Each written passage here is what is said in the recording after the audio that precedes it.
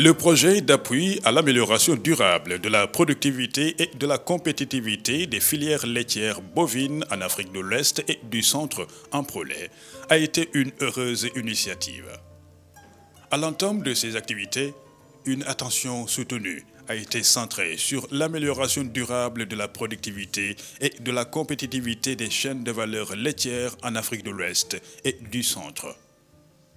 Avec l'École interétat des sciences et médecine vétérinaire ISMV comme maîtresse d'œuvre, le partenariat établi avec des institutions nationales de recherche du Burkina Faso, du Niger, du Tchad et du Cameroun a permis durant 3 ans à ce projet de recherche-action d'avoir une réelle portée sur la vie des agropasteurs. Basé sur le financement de l'Union européenne et de la coopération canadienne, les ressources ont très tôt permis au CORAF, dans les différents pays d'intervention, caractérisés par une tradition d'élevage bovin et de production laitière, de poursuivre des objectifs très précis. On a fait des tests d'alimentation pour montrer comment on peut améliorer la productivité de la production laitière. Donc c'est ce qu'ils doivent appliquer. Et deuxièmement, on a préconisé l'insémination artificielle sur chaleur naturelle. C'est pour permettre aux éleveurs de bien connaître leurs vaches. Quand les vaches sont en chaleur, ils peuvent en ce moment appeler l'inséminateur pour venir inséminer leurs animaux. Et puis aussi, l'autre objectif produit, c'est quand il y a l'augmentation du lait, c'est pouvoir produire du lait de qualité. C'est parti pour 3 années de dur labeur où des expérimentations fertiles sont notées sur le terrain des pratiques. La finalité est de faire face aux besoins de plus en plus croissants de la population en lait. D'autant que les tentatives d'intensification de l'élevage sont confrontées à des problèmes alimentaires, sanitaires, zootechniques et techniques, et surtout à un manque d'organisation des acteurs, cumulé à l'impact des changements climatiques. L'un des objectifs majeurs était de mettre en place des plateformes qui allaient regrouper l'ensemble des acteurs des filières laitières bovines. Et dans ces plateformes devaient regrouper tous ceux qui travaillaient dans le sens d'améliorer la production et la productivité. Ce constat prend plus de relief dans les zones où l'élevage peut occuper, selon les pays, près de 80% de la population active et contribuer au PIB dans des proportions variant de 5 à 20%.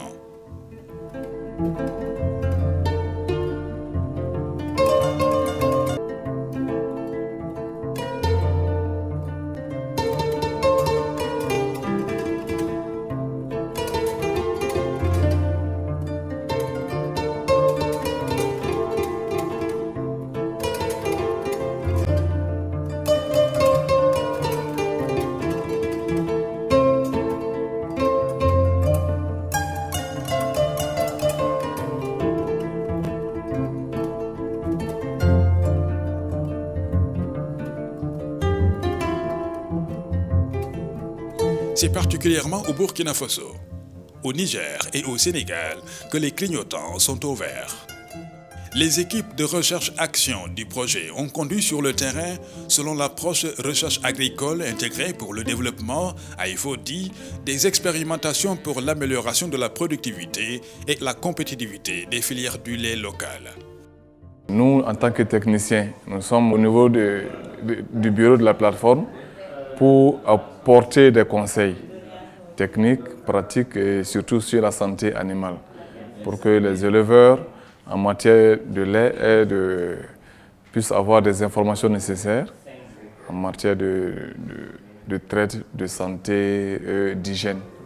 Le projet en ProLait a poursuivi les expérimentations de terrain en alimentation et en reproduction des vaches locales dans les 3 pays concernés, à savoir le Burkina, le Niger et le Sénégal.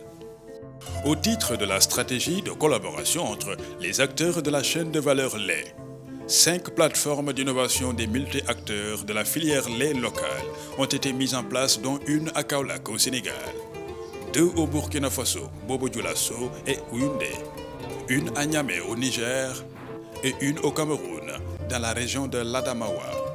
Ces 5 plateformes d'innovation ont pris leur marque grâce au dynamisme de leurs membres. Avec le projet en ProLait, Nous avons eu beaucoup d'acquis sur les techniques de transformation et aussi sur l'hygiène et la qualité du lait. Comment extraire, comment conserver, quel matériel utiliser. Nous avons eu d'autres renforcements de capacité qui nous ont permis quand même d'avoir des connaissances sur la gestion globale, la gestion organisationnelle globale, dont la gestion financière des recettes qu'on gagne à travers ce lait. Au Sénégal, par exemple, dans les régions de Kaolack et de Kaffrine, les technologies générées dans le cadre du projet ont permis l'augmentation de la production moyenne journalière de lait de 1,5 à 3 litres. Le projet a aussi permis la mise en place d'une plateforme d'innovation qui compte 746 bénéficiaires, dont 45% de femmes. Grâce à ces résultats, le taux de réussite de l'insémination artificielle sur chaleur naturelle atteignant 40% facilite grandement le consentement de la totalité des éleveurs membres de la PAFILCA.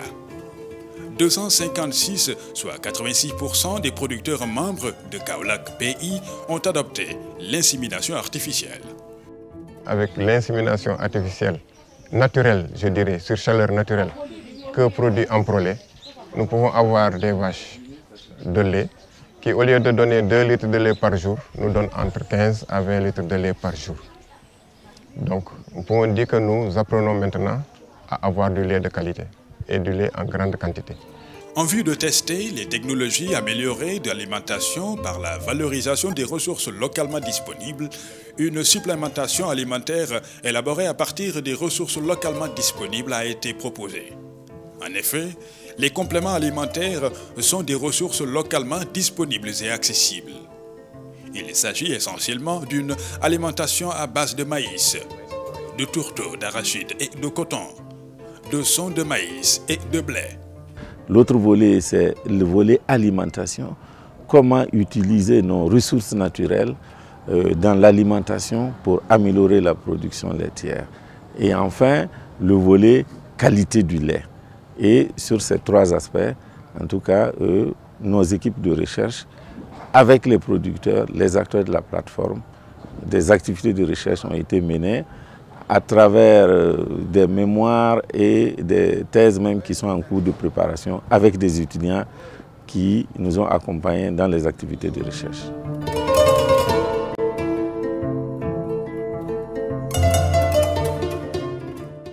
À Caon, tout près de Kaolack, un ancien immigré en Italie s'est reconverti avec succès au métier d'éleveur. Dans sa ferme, il compte une vingtaine de têtes de bœufs et plusieurs autres espèces animales. Pour lui, l'émigration n'est pas la panacée. Quant au retour au bercail, il est synonyme de progrès à ses yeux.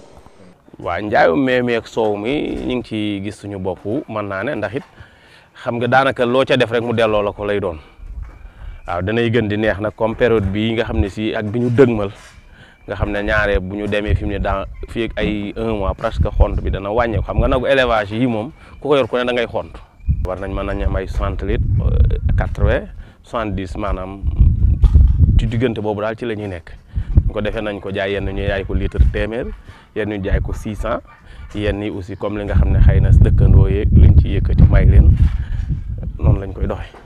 Au Burkina Faso, la complémentation stratégique a aussi eu un effet positif sur le gain moyen quotidien.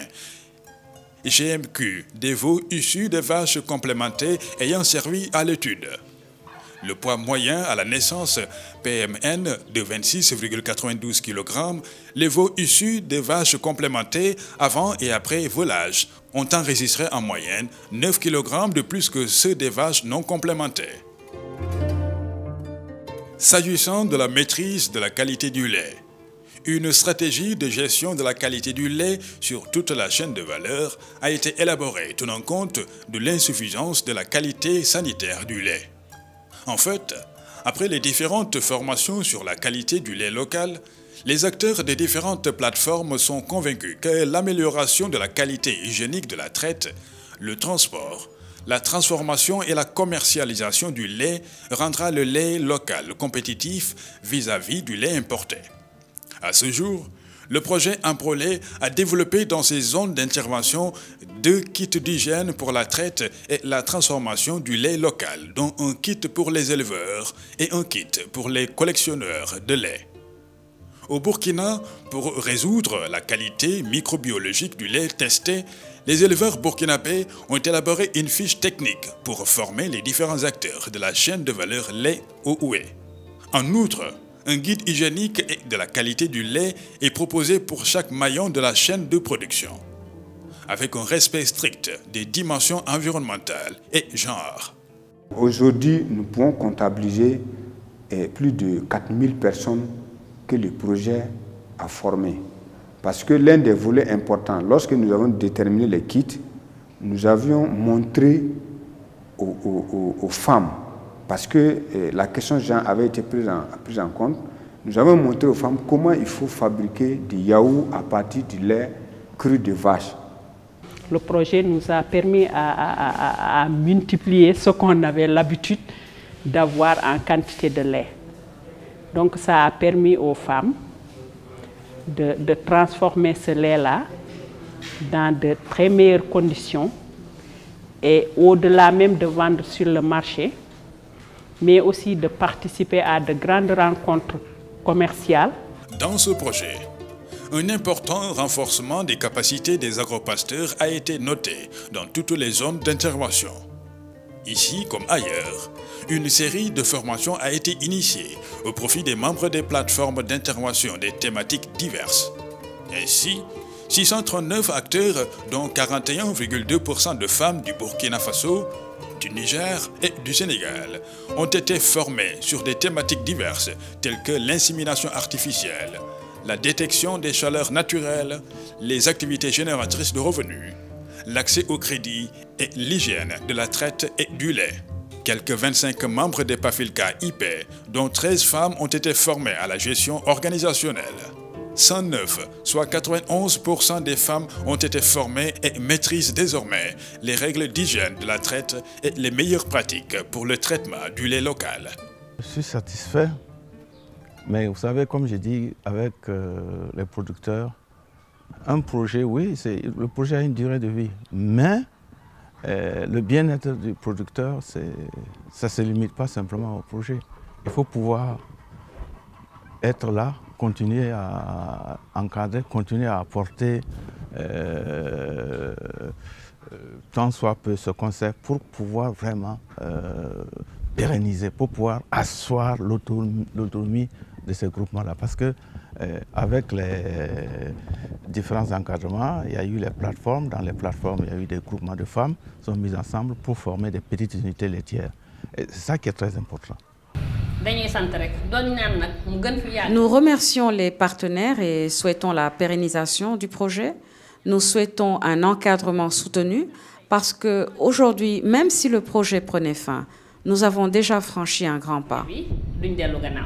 Au total, le projet Improlait vient de confirmer la possibilité d'améliorer la productivité et la compétitivité des chaînes de valeur laitières en Afrique de l'Ouest et du Centre, si toutefois certains préalables alimentaires et sanitaires sont maîtrisés. Aussi, le relèvement du PIB pourrait se baser essentiellement sur la maîtrise des conditions de la traite, de la transformation et de la commercialisation du lait. À tout point de vue, un défi économique est en passe d'être gagné avec le projet Improlait.